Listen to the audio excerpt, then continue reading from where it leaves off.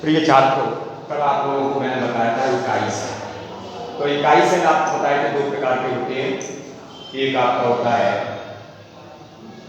सरल इकाई सेल और दूसरा होता है केंद्रित इकाई सेल। केंद्रित इकाई सेल आपको बताया थे तीन प्रकार के होते हैं। नेक्स्ट आपका आता है ठोसों में संग्रह। ठोसों की हम व्याख्या करने के लिए जो अवयवीकरण होते हैं उनको गोलाकार मानते हैं और क्या मानते हैं, कठोर मानते हैं। ठोसों में संतुलन, तो ठोसों की व्याख्या करने के लिए अवयवीकरण मतलब परमाणु और अथवा आयन, इनको हम गोलाकार मानते हैं और कठोर मानते हैं।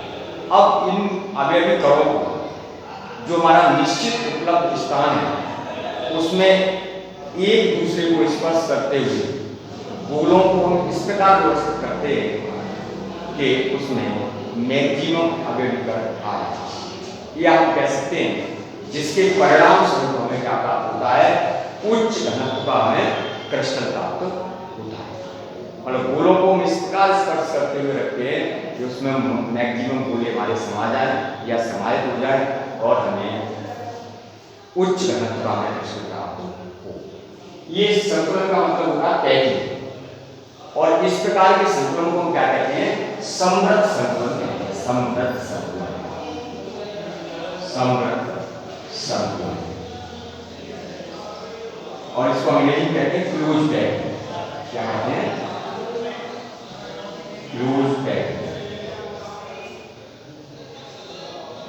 तो ठोसों में की व्याख्या करने के लिए जो अवयवीकरणों ने क्या माना है, गोलाकार माना है, कठोर माना है, और इन गोलों को हम जितना निश्चित उपलब्ध स्थान होता है उसमें हम एक दूसरे को स्पर्श करते हुए व्यवस्थित करते हैं जिससे हमें उच्च घनत्व का क्रिस्टल प्राप्त।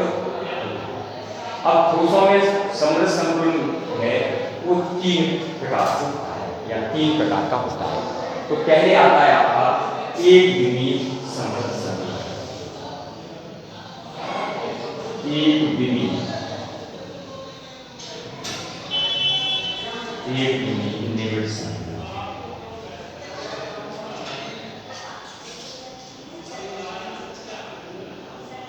एक विमीय निविड़ संतुलन। एक विमीय निविड़ संतुलन क्या होता है, इसमें हम अवयवीकरणों को एक ही पंक्ति में एक दूसरे को स्पर्श करते हुए गोलों को व्यवस्थित करते हैं। जैसे इनको हम देखें कि हमारा अवयवीकरण गोलाकार है, इनको हम एक दूसरे से स्पर्श करते हुए इस तरह से निश्चित स्थान में व्यवस्थित कर रहे हैं।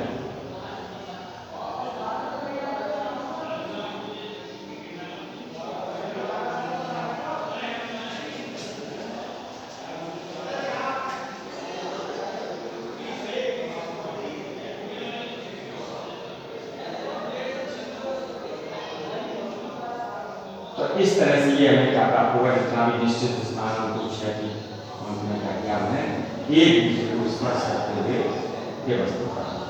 तो इस प्रकार की जो संरचना है वो आपकी क्या कहलाएगी, एक विमीय निविड़ संतुलन कहलाएगी। अब इसमें ये शब्द आता है समन्वय संख्या।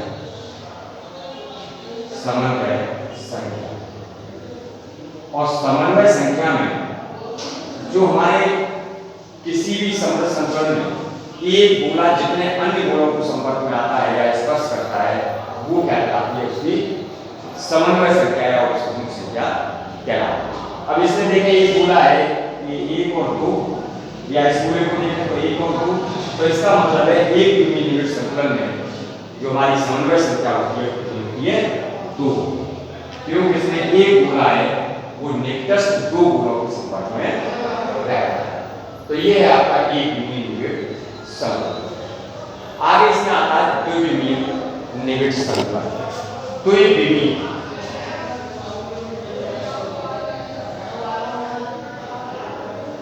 द्विविमीय, द्विविमीय निविड़ संतुलन। तो इस प्रकार के संतुलन में जैसे एक पंक्ति में, तो जो हमारा एक विमीय निविड़ संतुलन होता है उसमें हमारे अवयवीकरण क्या होते हैं, पंक्ति में जुड़े होते हैं, और इन पंक्तियों को अगर एक के ऊपर एक व्यवस्थित कर दिया जाए तो हमें द्विविमीय निविड़ संतुलन प्राप्त होता है। और द्विविमीय निबिड़ संतुलन है वो हमारा इसकी व्यवस्था है वो आपका दो प्रकार से हो सकता है। पहला आता है द्विविमीय वर्ग निबिड़ संतुलन।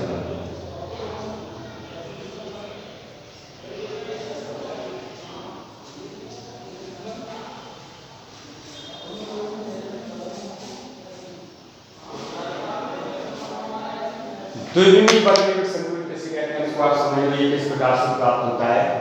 एक विमीय निबिड़ संतुलन होता है जैसे कि हमारी एक पंक्ति है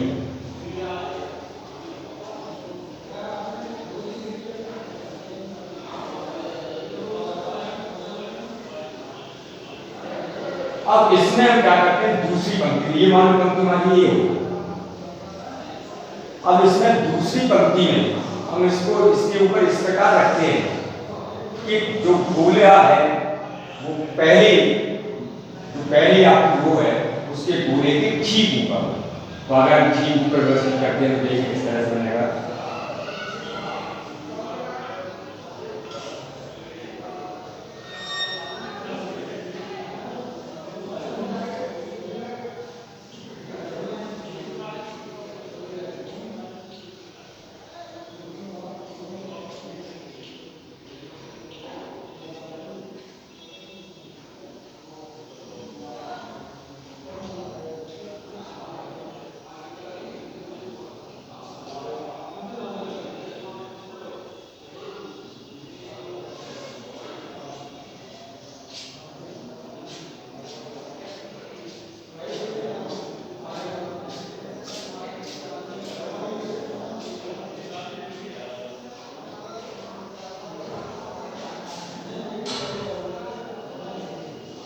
तो इस प्रकार से ये पंक्ति है पहली प्रथम पंक्ति और दूसरी पंक्ति को हम इस प्रकार से प्रथम पंक्ति पर रखते हैं कि ये दोनों गोले हैं वो ठीक ऊपर है।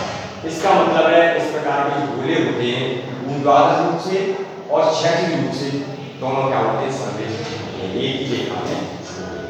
तो अगर हम इसको देखें तो इस प्रकार से अगर इनके केंद्र को मिला के देखें तो हमें क्या प्राप्त होता है एक वर्ग प्राप्त। इसलिए इसको क्या कहते हैं द्विविमीय वर्ग निबिड़ संतुलन। अब इसमें देखिए ये गोला है जैसे अब ये गोला है वो चार गोलों के संपर्क में आता है 1 2 3 4। तो यहाँ पर ये भी परत हो जाएगी ये हो जाएगी ये हो जाएगी। तो इस प्रकार की इसकी जो समंदर संख्या होगी 4। तो इसको आप लोग पढ़ें शेष आपको नेक्स्ट में बताएंगे।